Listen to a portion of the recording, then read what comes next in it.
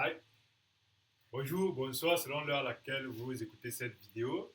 Bienvenue une fois de plus sur notre chaîne Karaté Expert, le lieu où nous partageons ensemble cette passion que nous avons pour cet art martial. Ce qui nous rassemble, c'est justement l'envie de pratiquer, d'échanger, de se questionner sur cet art qui nous rassemble. En fait, nous venons d'horizons divers, de pays divers, de pays divers, de nationalités diverses. Mais au centre, ce qui nous lie, c'est cette passion pour ce karaté, en fait, que nous pratiquons selon l'âge, depuis longtemps pour certains, et peut-être pour d'autres, nous débutons encore. Et ayons beaucoup de courage de continuer pas à pas, parce que le problème, c'est que le karaté, c'est tout un cheminement. Il n'y a pas de début, il n'y a pas de fin du karaté. En réalité, on peut avoir un début par rapport à le jour où nous commençons à apprendre, mais il n'y a pas de fin. Alors, nous étudions aujourd'hui, nous réfléchissons aujourd'hui sur la notion de style. Pas pour aller en profondeur pour l'aspect philosophique, mais se dire, c'est important pour un praticien, pour un pratiquant, surtout pour quelqu'un qui chemine sur caractère expert, de pouvoir savoir quel est le style que je pratique. Et cette question à la fin de cette vidéo va permettre aux uns et aux autres d'aller encore plus en profondeur pour comprendre la particularité de son style, pourquoi je pratique tel style, est-ce que ce style-là est important pour moi, est-ce qu'il sied à ce que je veux, est-ce que j'avais même compris la différence entre mon style et les autres styles, et est-ce que je suis capable d'expliquer mon style à une autre personne au point de lui dire voilà les avantages et peut-être les inconvénients. Donc voilà le but de la vidéo. N'oubliez pas de vous abonner si vous êtes nouveau, de cliquer sur la cloche de notification et pourquoi pas de partager la vidéo. Ça peut aider une autre personne à s'interroger. Alors en réalité, la, la question sur le style vient du fait que nous avons eu des échanges avec des praticiens, des sensei, des gradés, qui en réalité, qui au fond, nous nous interrogions sur le nom d'une technique. Et on s'est rendu compte que cette technique-là, au-delà du fait d'avoir plusieurs noms, mais beaucoup de personnes ne savaient pas quel en réalité est le vrai nom. Et beaucoup de personnes ne savaient pas, plusieurs personnes ne savaient pas dans leur style comment on appelle cela. Et ça poussait les uns et les autres à penser que le nom qu'on donne à cette technique-là est faux, justement parce que c'est une appellation dans un autre style. Alors, la question était de savoir, tout simplement,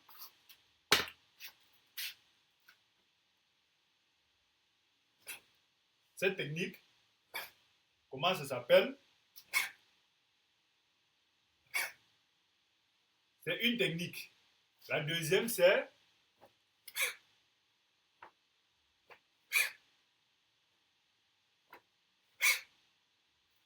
et voilà deux techniques qui ont poussé donc justement à la réflexion sur cette vidéo et ces deux techniques-là nous ont poussé à fait justement questionner et permettre qu'on puisse réfléchir sur la notion de style. Pourquoi? Parce que le karaté en lui-même est différent, est fracturé en plusieurs branches. Et lorsqu'il fait internationaliser, il s'est internationalisé avec le nom de karaté, mais avec des particularités qui, souvent, certains praticiens ne connaissent pas la particularité de leur style par rapport à d'autres. Ils se disent que nous tous nous faisons karaté. Quand on se retrouve en train d'être 100 personnes qui pratiquent du karaté, mais parmi ces 100 personnes, il y a des personnes de branches différentes. Et lorsque tu ne connais pas quelle est ta branche, ce que j'appelle la notion de style, tu vas penser que tu fais le même karaté que ton voisin alors que ce n'est pas le cas. Et lorsque ton voisin va dire telle technique, on appelle cela plutôt comme ceci, toi qui n'as pas été habitué justement à cette différenciation au niveau des branches, tu vas penser que c'est faux et vous allez entrer dans des débats inutiles pour rien. Par exemple, le karaté, nous savons que originellement, on sépare déjà Okinawa et le Japon. Okinawa n'est pas le Japon. Okinawa est totalement différent du Japon. C'est vrai que par extension, aujourd'hui, pour vulgariser, on dit le karaté est d'origine japonaise. Et pour ceux qui vont encore plus en profondeur, ils disent que c'est d'origine japonaise, mais ça vient de l'île d'Okinawa. Mais si on veut être plus exact, puisque nous sommes sur karaté expert, nous voulons apprendre pour demain espérer être des experts. Il est important d'apprendre la bonne base, même si ça semble être peut-être des informations superflues, mais c'est très important de comprendre que Okinawa, en fait, c'est une île principale d'un ensemble d'îles qu'on appelle l'archipel de Ryukyu. Et cet ensemble d'îles-là a toujours été indépendant du Japon. C'est en 1870 que cet archipel-là est devenu une partie du Japon, avec l'arrivée de l'ère Meiji, l'empereur japonais qui a modernisé le Japon en se liant aux Européens, aux Occidentaux, pour pouvoir faire mourir, pour pouvoir finir, pour pouvoir terminer avec l'ère des samouraïs. Et on peut donc comprendre que l'Okinawa a fonctionné sans le Japon pendant des milliers d'années. Et c'est donc dans Okinawa que, dû aux fractions et aux combats des clans contre d'autres clans, il y a eu donc une pratique d'un art martial qui, sur le coup, ne s'appelle pas, nous sommes en 1800 quelque chose, ne s'appelle justement pas karaté, mais s'appelle le ti. Et ce ti-là, en fait, c'est un art martial spécifique à Okinawa qui peut-être n'est pas très formalisé, mais qui permet justement de combattre un clan contre un autre. Et le ti a encore été plus développé lorsque les samouraïs venus du Japon, du clan Satsuna, ont interdit, lorsqu'ils ont annexé dans l'archipel des Ryukyu, ils ont interdit l'utilisation des armes. Et ça a donc augmenté le degré de pratique du tir. Et ce tir-là, donc, plus tard, étant pratiqué, plus tard en réalité, avec la jointure ou l'échange, les échanges commerciaux avec la Chine, les commerçants chinois venus du Fujian, près du sud de la Chine, échangeant avec les Japonais, cet échange-là a permis justement que les arts martiaux japonais s'incrustent dans le ti d'Okinawa et dans le ti des Ryukyu. Et là, on est passé du ti, qui est un art martial spécifique à Okinawa, à l'archipel des Ryukyu, vers le tode, qui est justement un mélange donc du ti Okinawa et les arts martiaux chinois. Et on peut comprendre que principalement les Chinois, lorsqu'ils s'installaient en communauté, les soirs, ils pratiquaient pour se détendre. Et c'est là qu'il y a eu la jointure donc, justement entre les Japonais qui se sont intéressés, ils ont appris justement, ils ont combiné. Et ça rassemblait principalement au Matsuyama Garden, qui est un lieu en fait de rencontre. Parce qu'avant, il n'y avait pas les cinémas, il n'y avait pas les footballs, et ainsi de suite. Et le soir, les gens venaient se rencontrer et ils pratiquaient. Et c'est comme ça que les gens d'Okinawa ont donc, ils se sont donc liés à cette nouvelle art venue de Chine. Et ils ont importé ça, ils ont adapté donc à leur ti et ça a donné donc le todé, qui veut dire la boxe venue de Chine. Et le todé lui-même, le todé Kempo lui-même, a fonctionné presque en cachette pendant des années. Et lorsque le Japon donc, a annexé Okinawa, l'archipel de Ryukyu en 1970, oui, 70, 72, c'est là donc que l'archipel de Ryukyu sont devenus une partie intégrante du Japon. Et il y a eu donc cette annexation-là qui a permis que Okinawa dorénavant soit appelé une préfecture du Japon. Parce que c'était un État indépendant jusqu'à ce moment-là. Et on peut donc voir que le karaté lui-même, le todé, le ti passe au todé et le todé lui-même ne prend le nom karaté que vers 1922. Mais en réalité, même vers 1922, on commence à vouloir changer le nom du todé vers karaté. Pourquoi? Parce que vers 1905, il y a eu une guerre contre la Chine et le Japon. Et cette guerre a fait donc justement que les Japonais soient très sensibles aux choses qui viennent de la Chine. et ils étaient très opposés.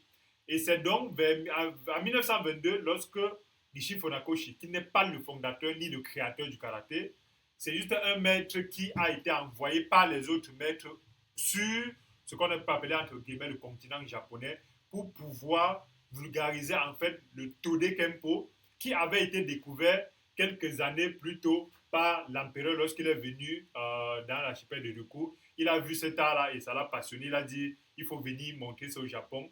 Et c'est ça, c'est ce qui a permis que pour préparer, pour qu'on aille démontrer au Japon, on a dû synthétiser et je vais pas, on va parler de ça sur une autre vidéo. Pourquoi? Parce que le Tode et le Ti et le Tode en fait étaient faits pour combattre sur le champ de guerre, pour détruire. Mais pour faire externaliser ça, les gens d'Okinawa, eux-mêmes étant annexés par le Japon, n'étaient pas très très chauds. Parce que vous voyez, lorsque la métropole vient vous annexer, vous n'allez pas aller leur montrer vos secrets. C'est pour ça qu'ils ont gardé près de 80% des techniques secrètes du Tode Kempo. Et ce qu'ils ont présenté au Japon, c'était juste la version édulcorée, la version ouverte. C'est pour ça que le karaté que nous pratiquons aujourd'hui, si on ne connaît pas justement la notion de style, ça va créer beaucoup de problèmes. Parce que quand tu ne connais pas ton style, tu ne connais pas son origine et tu ne connais pas si c'est un style édulcoré ou si c'est un style encore originel, gardant les racines même du Tode et du Ti. Et en réalité, nous allons voir ça au fur et à mesure, peut-être dans d'autres réflexions. Mais il est important de comprendre que le Tode, lorsqu'il était structuré, beaucoup de maîtres sont allés même sur le continent chinois pour apprendre encore le Tode Kempo et apprendre les arts martiaux chinois pour adapter ça donc dans leur Tode et leur Ti. Et ils sont revenus au Japon et ils ont structuré donc en école.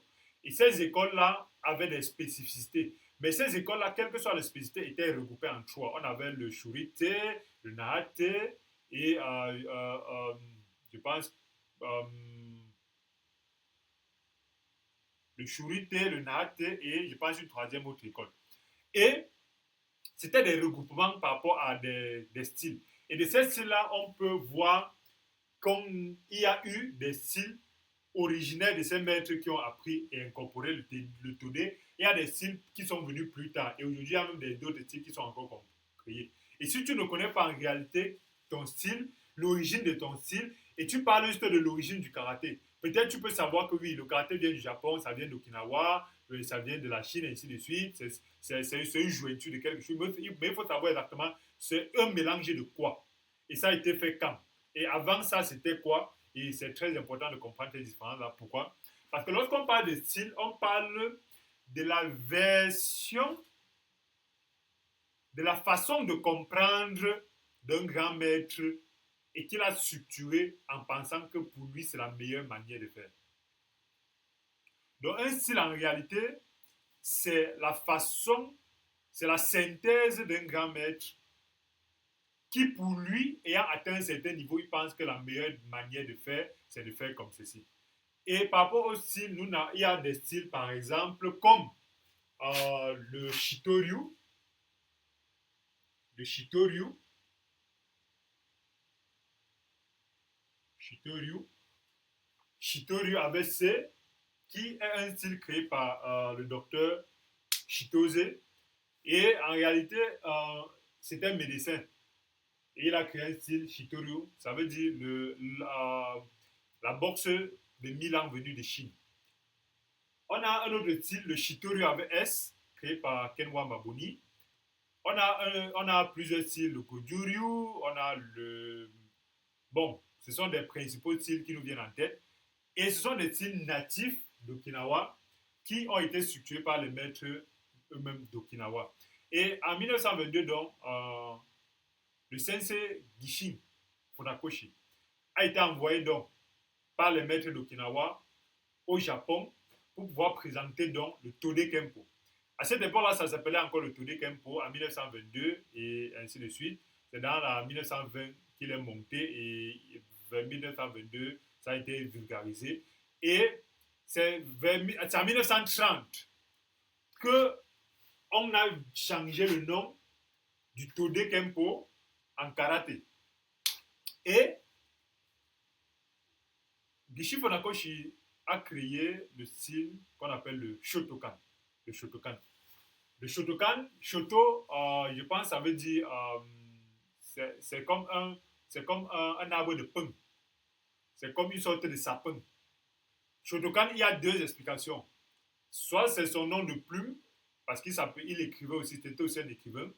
Et je pense qu'il écrit son premier livre de karaté qu'il a écrit. Nous avons ça, nous vendons ça sur notre site, Karate Kyodan. C'est là qu'il explique la quintessence du Shotokan. Et il écrivait aussi des poèmes et ainsi de suite. Et son nom d'artiste, c'était Shoto. Il signait Shoto. Et Shoto aussi, il s'est inspiré aussi d'un arbre qui est comme le sapin, et ainsi de suite. Et ce style-là, aujourd'hui, c'est le style le plus vulgarisé dans notre environnement, par exemple au Cameroun. Ça a été vulgarisé au Cameroun parce que les pionniers du karaté au Cameroun, ce sont des élèves de maître Henri Plé qui, dans les années 1950, arrivent au Cameroun. Le premier, c'était un professeur de sport. Il est arrivé dans la zone de Konsamba. Nous avons fait une vidéo ici en parlant de l'origine du karaté. Vous pouvez regarder sur la liste de vidéos l'origine du karaté au Cameroun. Et ce pionnier-là, il a formé donc Maître Pout et Maître Songwai, ainsi de suite, Sabankon, ainsi de suite. Et lui qui était venu de France, qui était un comptable venu de France dans les années 1955, ainsi de suite. Et ils ont formé, entre autres, beaucoup d'autres personnes. Donc, Henri Plé, à la base, faisant du Shotokan, c'est pour ça qu'au Cameroun se trouve à du Shotokan et la fédération fait particulièrement du Shotokan. Et le style le plus vulgaire dans notre environnement, c'est le Shotokan. Et au niveau du Shotokan, donc, beaucoup de personnes ne comprennent pas que le Shotokan n'est qu'un style parmi tant d'autres. Et lorsqu'on ne connaît pas, lorsqu'on oublie cela, on peut en réalité voir quelqu'un qui fait du Shitoryu, qui fait du Kyokushinkai, et on va en réalité le trouver bizarre ou le trouver différent parce qu'il fait quelque chose qui est différent de notre Shotokan. Et parce qu'on s'est habitué seulement au Shotokan, on n'a pas cherché à connaître les autres arts, les autres styles en fait. Ça crée des problèmes. Pourquoi? Parce que dans le Shotokan, justement, cette technique s'appelle Soto Udeuke. Soto Udeuke. Et cette technique s'appelle Ushi Udeuke. Et lorsque des gens sont habitués seulement à un style et ils ne connaissent même pas la particularité de leur style, parce que même dans le Shotokan, dans notre environnement, il y a le Shotokan version JKA, Japan Karate Association, et SKI, Shotokan Karate International, et il y a d'autres SKI aussi, et qui ont d'autres explications. Mais les plus pratiqués, les branches les plus standardisées du Shotokan que nous connaissons, c'est la JKA et la SKI. Et au Cameroun, plusieurs personnes qui pratiquent Shotokan ne connaissent pas en réalité, je pratique Shotokan JKA ou SKI. Pourquoi? Parce que pour eux, ça suffit d'aller faire du karaté, d'avoir la ceinture noire, de passer des dizaines et des dizaines d'années en disant que non, je suis gradé, il y a des dan, mais pour eux, ils ne vont pas plus loin. Et c'est pour ça, lorsqu'on leur demande c'est quoi cette technique, ils disent c'est Soto ou de Uke.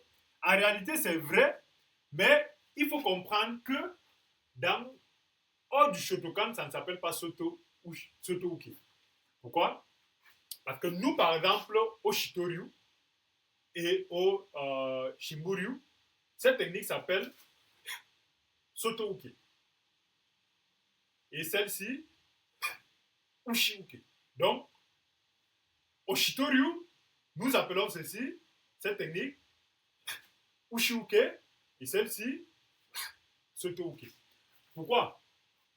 Parce que ces deux techniques, en fait, forment ce qu'on appelle Yoko Ushi ou Yoko Uke. Pourquoi? Ce sont des techniques de côté. Yoko veut dire de côté, side, de côté. Et lorsqu'on fait une technique de ce type-ci, on appelle ça un Ushi. Ushi. Qui veut dire en fait percussion. C'est la même technique de Shuto Ushi. Eto Ushi. Eshu. Eshu Ushi. Tesho Ushi. Ce sont des techniques de percussion.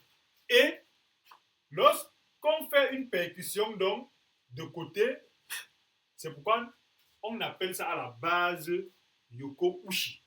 Yoko Ushi. Parce que c'est une percussion de côté.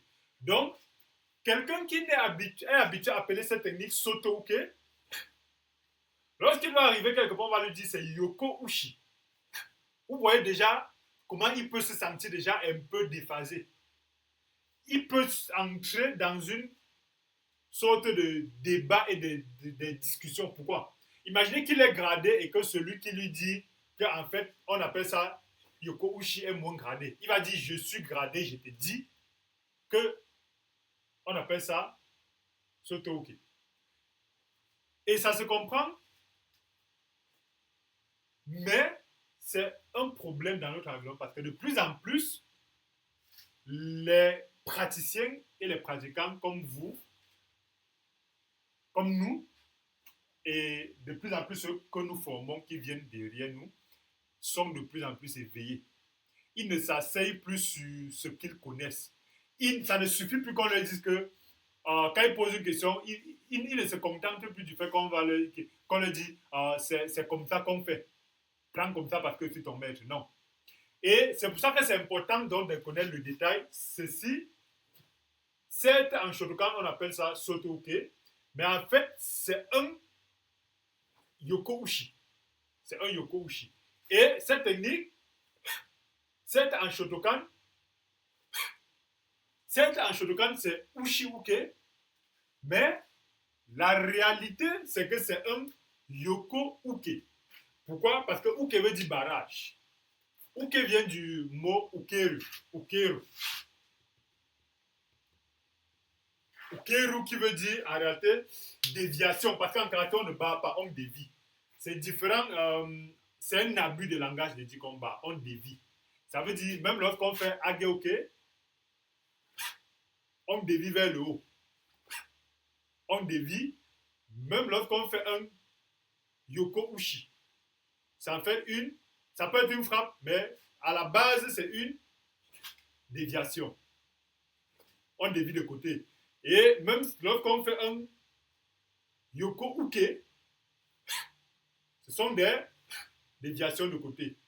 Et Gedan Bahai, c'est toujours des déviations. Donc, yoko ushi, yoko uke, en fait, originellement dans les styles traditionnels, on appelle ceci Ushi-uke. Ça veut dire, en réalité, c'est plus vrai et c'est plus naturel. C'est le vrai nom. C'est Ushi-uke. Pourquoi? Parce que c'est le barrage venu de la frappe. C'est le barrage venu de la percussion. Donc, sans avoir appris le Shotokan, selon le kanji, le kanji est le langage japonais même, ceci c'est je dévie en frappant. C'est pour ça qu'on appelle cela Ushi-uke. Et il est donc important de comprendre, celui qui fait le style Shotokan, lorsqu'on va lui dire ça, c'est Ushi-uke, alors que lui, il sait que c'est plutôt ça qui est Ushi-uke, c'est très problématique dans la tête. Pourquoi? Parce que nous avons compris, nous avons vu des grands maîtres faire des grands débats là-dessus, alors que le problème était juste de circonscrire, c'est dans ton style qu'on appelle ça comme cela. Mais on a vu des gens dire que non, vous ne connaissez pas, c'est une fausse explication, c'est pas comme ça, ainsi de suite. Mais juste pourquoi? Parce qu'ils ne connaissaient pas en réalité qu'il y a une différence d'un style à un autre. Donc, Ushi-uke en lui-même est le nom de base qu'on a de la technique. Et Soto-uke. Soto-uke, c'est plutôt cette technique. C'est ça que nous pouvons comprendre donc c'est alterné au niveau du Shotokan. Pourquoi? Je ne sais pas pourquoi ils ont alterné, mais il y a des explications qui tendent à dire que les styles qui ont une racine au niveau d'Okinawa ont gardé le nom Soto Uke et Ushi Uke et Soto Uke. Ça veut dire, si votre style a une racine à Okinawa, pourquoi? Parce qu'il y a des styles qui ont été formalisés au Japon et n'oublions pas que le karaté qui arrive au niveau du continent japonais, entre guillemets, c'était un karaté qu'on a vidé le contenu. On a commencé à vider le contenu à Okinawa même parce qu'il fallait intégrer ça dans l'école primaire.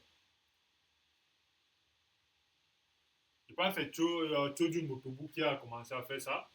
Parce qu'à un moment donné, avec le Japon qui a annexé donc, l'archipel de Ryukyu, ils ont voulu donc intégrer le karaté à l'école primaire pour permettre à former. Donc pourquoi? Parce que au niveau des styles, il est important de comprendre que ton style, tu dois pouvoir savoir la différence entre ton style et un autre style, la particularité de ton style et quels sont ses avantages. Et lorsque on a donc voulu intégrer le karaté à l'école, on a retiré le fond de ça pour que ça ne soit pas dangereux pour les enfants. C'est pour ça qu'on a par exemple indiqué qu'on ferme les mains. Originalement au karaté, on ne fermait pas les mains. C'était ouvert parce que c'est plus dangereux lorsqu'on ouvre. Et lorsqu'on a fermé, c'était pour protéger les doigts des enfants et pour faire que les techniques qui font mal, en fait, on puisse atténuer les techniques qui tuent, qui font mal. Pas rapidement, on pouvait percer les yeux, on pouvait fracturer, ainsi de suite, ainsi de suite.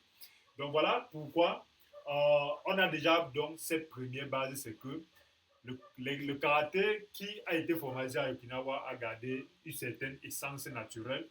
Mais lorsque plus c'est monté au Japon, plus ça montait au Japon, plus ça devenait un peu vide, quoi. C'est vide. C'est pour ça qu'aujourd'hui, on peut voir que le karaté qui est vulgarisé un peu partout, c'est un karaté, on peut dire vide. C'est pour ça c'est important de pouvoir faire un style qui est connecté à Okinawa. C'est pour ça que c'est important de pouvoir faire un style qui est connecté vraiment à la racine originelle. C'est ça qu'on appelle les styles traditionnels. Mais il y a encore un débat sur la notion de traditionnel parce que le karaté traditionnel, c'est juste un karaté qui est transmis de génération à génération avec des particularités qui lui sied. Mais quand nous parlons de karaté traditionnel, on dit traditionnel avec racine à Okinawa. Et le style que nous pratiquons, par exemple, le Shitoryu, le Shimuryu, qui est un Shitoha. Parce que lorsqu'on parle des styles, on parle des branches. Parce que lorsque un élève évolue en karaté, lorsqu'on évolue en karaté,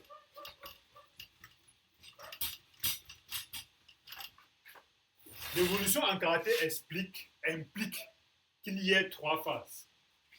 La phase Shu, la phase Ha et la phase Re. La phase Shu, c'est la phase sur le maître. Ça veut dire que l'élève doit suivre le maître, apprendre les techniques de base, comprendre des éléments de base, ainsi de suite, et apprendre la base de l'école du style. C'est cette phase-là où plusieurs personnes arrivent avec beaucoup de difficultés. Parce que dans notre environnement, les maîtres n'aiment pas qu'on soit comme eux, ils n'aiment pas qu'on ils n'aiment pas, ils n'aiment pas qu'on soit comme eux, ils n'aiment pas tout donner, ils n'aiment pas, en fait, ils veulent toujours être au-dessus. Mais bon, c'est propre, c'est pas un type de personne, mais race, bon, on a toujours heureusement que de plus en plus on a des maîtres qui veulent propulser les autres devant. Et c'est une phase où on apprend les techniques de base et les éléments de base de notre style.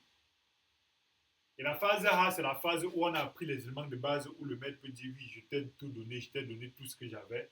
Et la phase R, c'est la phase où on s'éloigne du maître et on peut comprendre différemment que le maître a compris. Et c'est dans cette phase-là que généralement plusieurs experts créent de nouveaux arts martiaux, de nouvelles branches. Et ces nouvelles branches-là permettent qu'on puisse avoir plusieurs écoles. Et aujourd'hui, chacun devrait comprendre quel est mon style. Si je fais du Kyokushinkai, créé par Maître Oyama, quelle est la particularité du Kyokushinkai? C'est vrai, on peut savoir, oui, ils sont plus bruts, il fera plus avec les pieds, il fera plus avec les parties dures, ainsi de suite, il y a des KO, tout ça. Mais il faut comprendre quelle est la particularité du Kukushinkai. C'est ça qui va faire que tu sois un passionné de Kukushinkai, en comprenant que oui, même si je ne fais pas Shotokan, mon Kukushinkai, voilà pourquoi je peux échanger avec quelqu'un de Shotokan et avoir que ce soit bénéfique, pour que ce ne soit pas des combats de mon style contre ton style. Si tu fais du Shitoryu avec S, il faut pouvoir spécifier pourquoi je fais du Shitoryu avec S, quelle est la particularité du Shitoryu avec S et qu'est-ce que ça m'apporte. Il ne faudra pas juste dire je suis karatéka. Non. Je connais des personnes qui sont des vieux karatékas qui ne connaissent pas quel style ils font. Aujourd'hui, quand ça part vers le nord, ils sont au nord. Ça part vers le sud, ils vont le sud. Non. Je connais des gens qui ont fait des styles, des branches particulières du karaté, qui soit ils veulent apprendre ça seuls, ils veulent connaître seuls, soit ils ne veulent. En tout cas, je ne vais pas entrer dans des jugements de valeur. Mais pour dire, la passion, la passion d'un praticien devrait être de partager son style, de partager, de vulgariser ce qu'il connaît dans son style.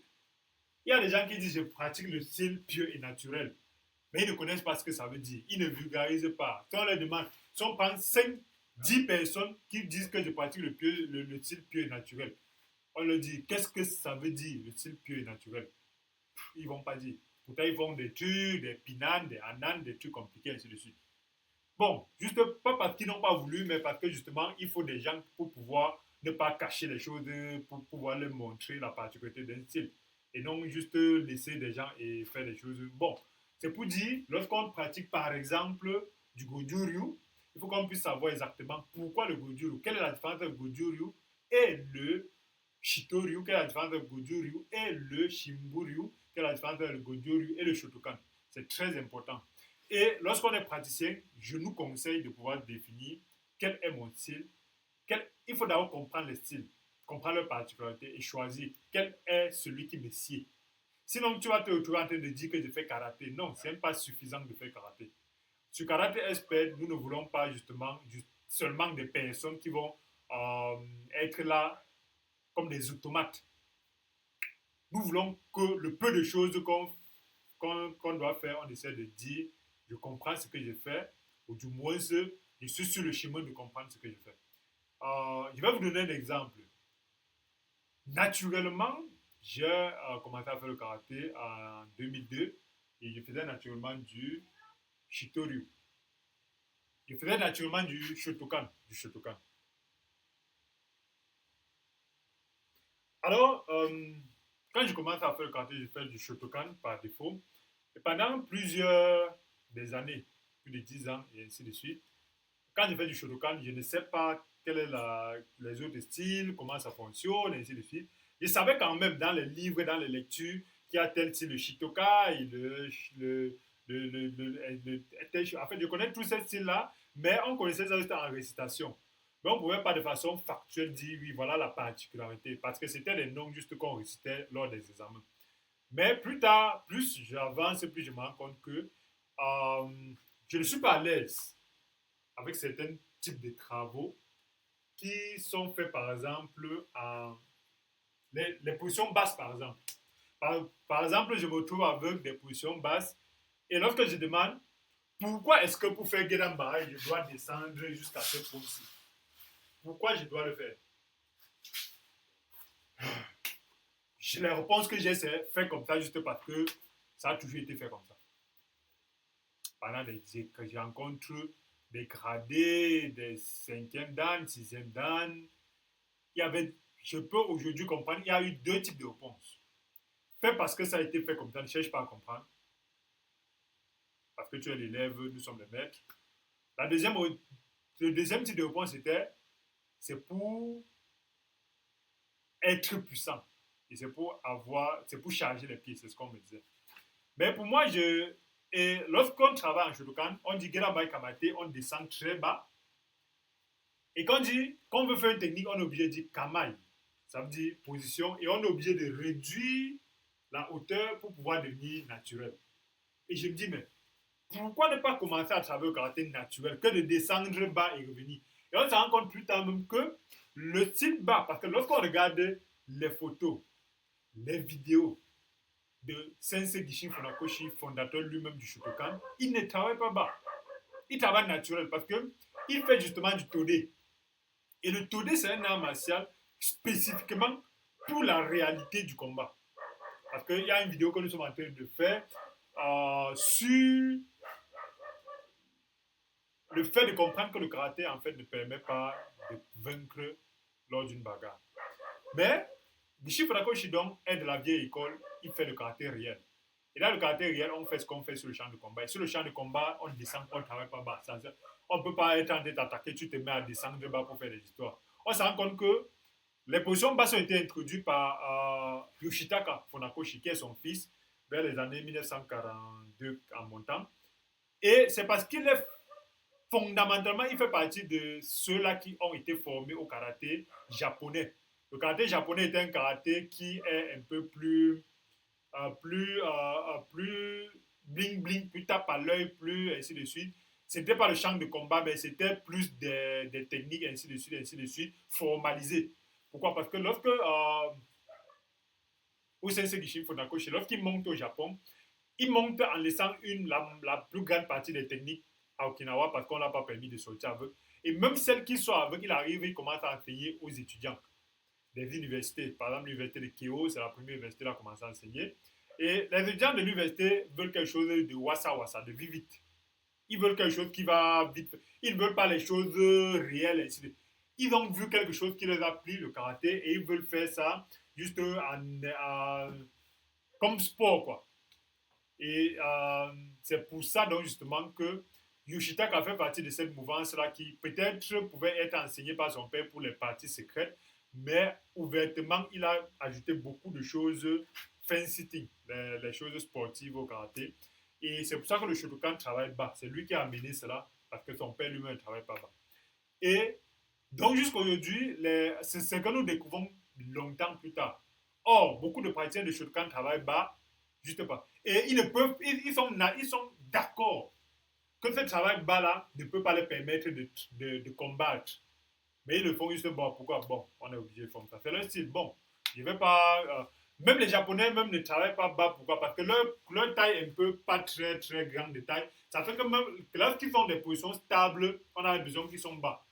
Et lorsque l'Africain arrive et il est grand de taille, il arrive à vouloir aller comme le Japonais et pour se mettre mal à l'aise juste parce qu'il veut faire un style.